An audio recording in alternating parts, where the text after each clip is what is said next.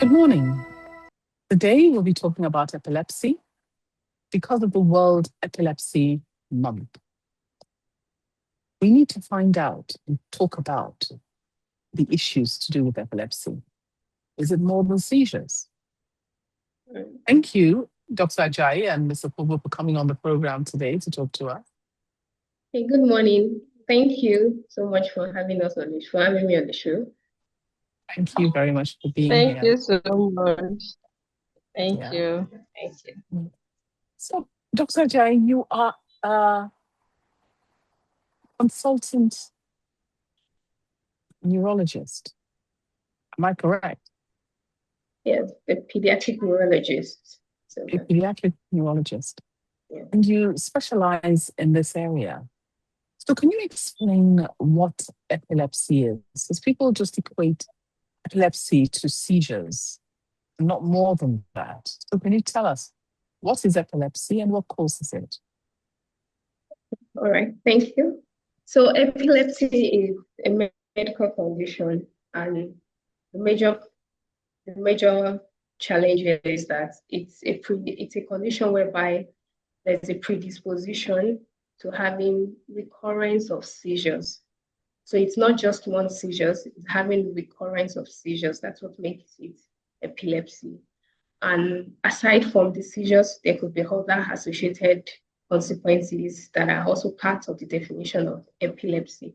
And when we are talking about seizures, just to define seizures and to make it simple for people, it's a form of signs and symptoms that actually occur as a result of abnormal electrical activities in the brain.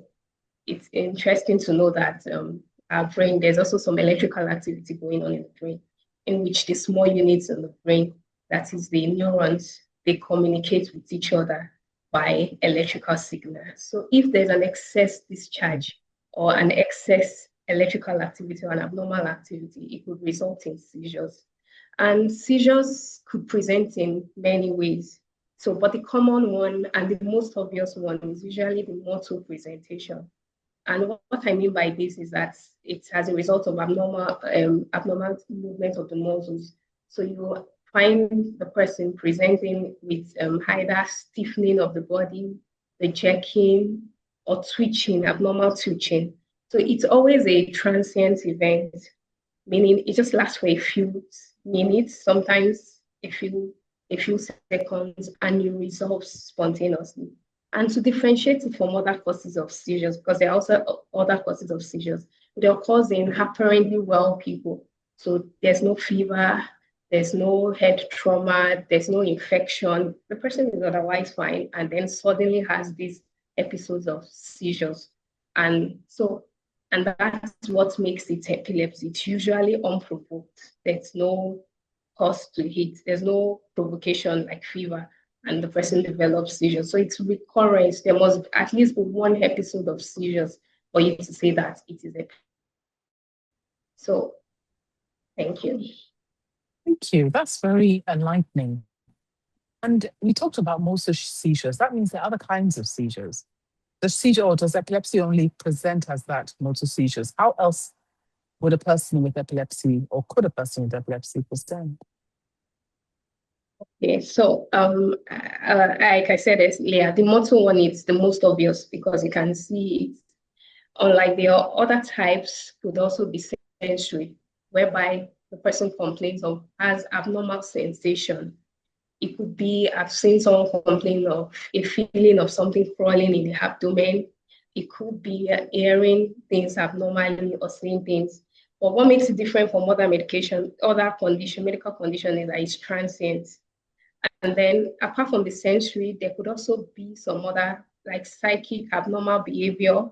There could be autonomic features whereby the person or the adult or the child presents with abnormal breathing or sometimes inability to control the ability to urinate. And it's also important to know that there could be a combination of these two types of seizures. So you could see somebody having motor manifestation, feasting, stretching, then have other features like maybe they are passing urine on their body at that point in time, or having difficulty or breathing fast. So it could occur together, and that makes it so there are different types of seizures. So that's how seizures can present. So the classification of seizures is also different from how they present. Okay. Now, so we've established that they have seizures, but how else, does a person understand epilepsy? Is it more common in young people? Is it more common in children or in adults? And, how do we, really understand, are there any other symptoms that come with it? Okay, all right. So seizures could occur in both adults or children, and the prevalence is almost the same thing, about 0.7% of population. So it could occur in both adults or children. And usually there are different types of seizures based on the classification. Some the patient is aware, some they are unaware. So in many cases, they are unaware. We even depend on eyewitness accounts. So the eyewitness will tell you that I just noticed suddenly that this child went blank, or the child suddenly fell and started fitting and started jerking him stiff. So sometimes in cases where they are unaware, it's the people around, the concerned people, or maybe when they recover, because it's a transient event, and then there's this confusion and they're wondering what happened to me, and they ask around. So it could be from eyewitness accounts when they are unaware. And if they are aware, like especially those of abnormal sensation, most of the time they are aware themselves that, oh, I'm having this abnormal taste in my mouth, or which could, like I said, it could even be the starting point to the motor manifestation. So they tell you that, oh, I feel this sensation in my mouth, and they know that the major one is coming, or the next phase is coming. So they will tell you, they'll give you that history. So it actually depends on the manifestation. And if it's a partial one, they could see their hands jerking, that they can't control those movements, and it will be reported to you. Thank you. Thank you. Now, the problem, or one of the issues, the major issues, is that even though you keep explaining that epilepsy is medical, a lot of people don't see it as a medical condition. They feel it's a spiritual attack, particularly in our culture. How does that affect the treatment of the children? So when somebody has epilepsy, do they bring them to hospital? Do they not? How does that affect how you get to see them and manage them? Yeah, I would say that it's been quite challenging for we healthcare professionals, because of the beliefs surrounding the cultural and especially the religious beliefs that are attached to epilepsy. Many believe that, oh, the child is possessed, or they believe it's an attack, and they try other alternatives. So the major thing is that they tend to present late to the hospital. Today I was seeing the child is about 6 years old. I was presenting for the first time for a seizure that's been happening for the past 4 years. So I already knew that the parents would have sorted alternatives.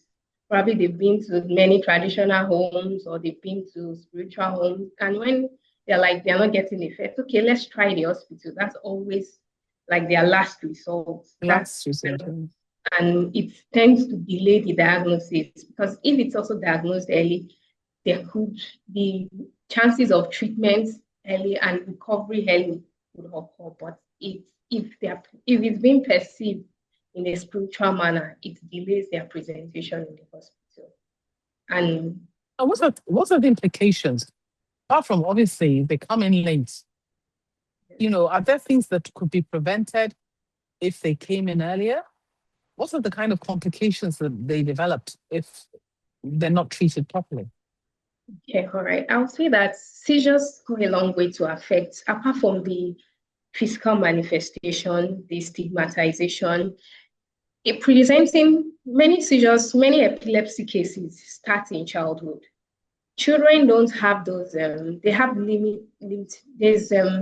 they don't commonly come down with the psychological effects, the social factors that are often associated with epilepsy. So if they are detected early, before they become aware or conscious of their environment, or before they develop those stigmatization, the psychological effects. I've even seen people come down with mental health problem from epilepsy. They actually go hand in hand together, and a lot of researches have shown that a lot of adults that have epilepsy too tend to have a lot of mental health issues. But if they're detected in childhood and they present early, that epilepsy can resolve before they get to adolescence and before they become early adults, whereby they have the comorbidity of mental health these issues. So early presentation is very important, especially in childhood, so as to give the child a better quality of life and to avoid the mental complications that are associated with epilepsy. Thank you. Thank you very much. Thank you, Ms. Jaja, for coming on the program and talking to us and sharing with us so openly and honestly. Can you tell us about your journey with epilepsy?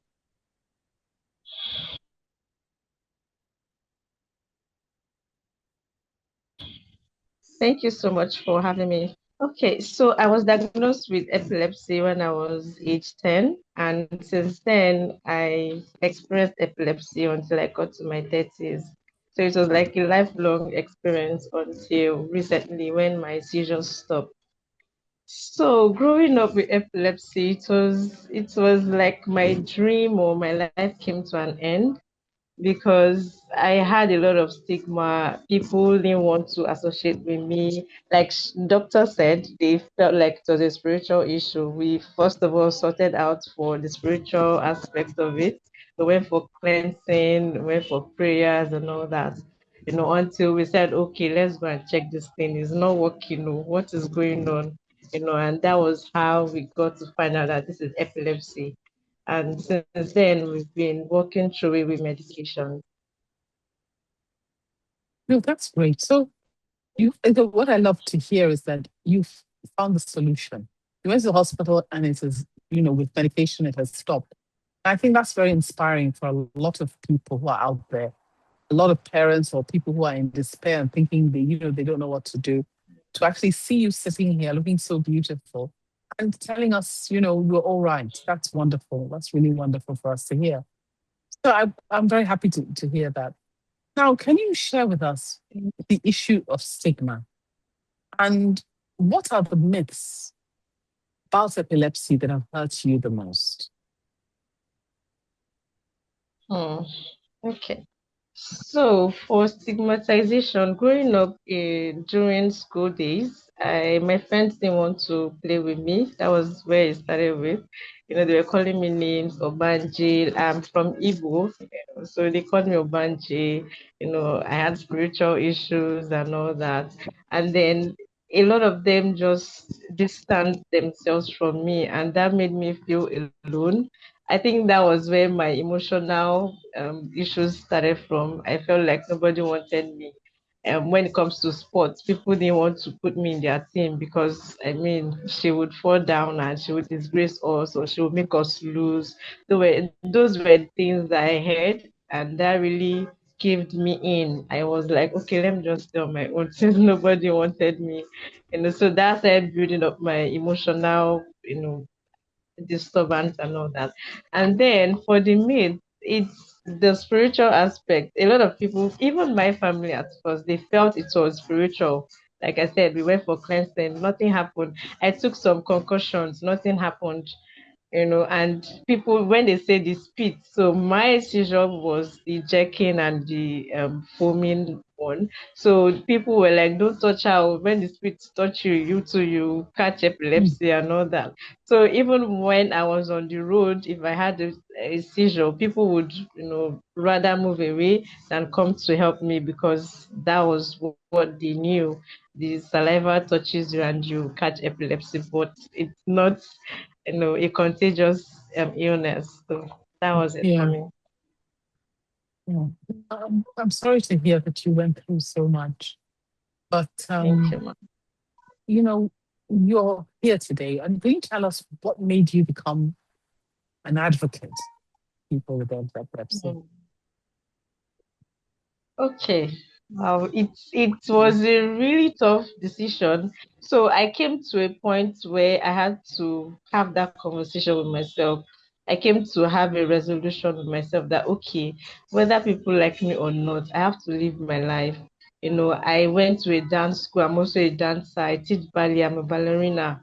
I went to a dance school, even though, yes, I had seizures, at some point in class, but I made up my mind that this will not end me. I will go through whatever it is. There are some times I had a fire burn. So I don't know if you can see this. This is a fire burn from epilepsy. Yes. So when I fall and I fell into fire, so I was like, okay, we'll go through this together. And since then, I said, I know there are people out there who also have these experiences and they wouldn't want to speak up. Like my family, we didn't want to speak up. We rather sorted out for the spiritual aspect until, there was no solution there. And then we came to the medical aspect. So since then, I said I want to help people. I started the advocacy. I started helping people with medication, which is a major issue. The medication now is so pricey. A drug I bought like 700 then is like 7,000, So the prices increase every time. So my major, pathway is to help people, especially the medication and the awareness. So that's what really brought me here. Oh, thank you so much for that. So if people are listening to the program, what does your foundation do and how can they reach out to you? Okay, so I'm on Instagram. Ambila Jaja, that's my personal Instagram. And then my foundation name is Popular Network. Is also on Instagram. And then I also have an awareness program coming up in November. It's a musical where it talks about families. Some people die from epilepsy seizures. There are some times when I sleep and I'm scared. I'm like, okay, am I dying today? When it keeps occurring and I'm so scared. I'm like, what is going on? Like she mentioned earlier, some people have the aura. Mine is like a knock, like somebody knocks my head, and I know, okay, this thing is coming. So I have that, in script to play out during my awareness program in November. So I'll urge people to come out and watch. It's an interesting musical event. It's a drama, music, and dance Where is program. it taking place? Where is it taking place? Nigeria, Lagos, Oregon. Okay, and what day and time so that people can or how can people reach out to find out more about it? You can go to my Instagram page at Ambila Jaja. Okay. You can go to my That's Instagram page. Ambila Yeah. Jaja. Okay, that's very nice. Thank you Yeah, so much Ambila Jaja. for sharing that. So now, if we could ask, if you could talk to policymakers right now and influence them, what would you say to them? Okay, the first thing I would like to mention is that silence. There's a silence, a hidden silence that people don't want to come out to speak about. But if we have that chance, that platform to speak out, to no matter what, to come out and say, okay, this is what is happening, and we sought for solutions. Get medications, get a hub where we know, okay, people can come in here, get medication, get treatment, at an affordable price. I think that would be better than people, just sucking in whatever is going on because they don't have the funds to care for themselves. To do an MRI is I don't know how much now, but then it was like 250 or 300,000 when I did mine. To do an EEG, so sort like that, I think the government can come in to help.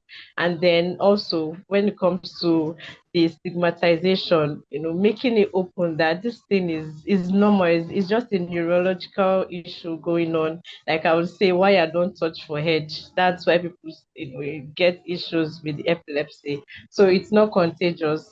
If they can spread that, then that's fine for me. Thank you. Thank you. So if we just have a few minutes left to the program. Dr. Ajayi, can I ask you to just talk a bit about prevention? Because this is a preventive healthcare program. Is it at all possible to prevent a person from getting epilepsy? Just Okay, all right, thank you.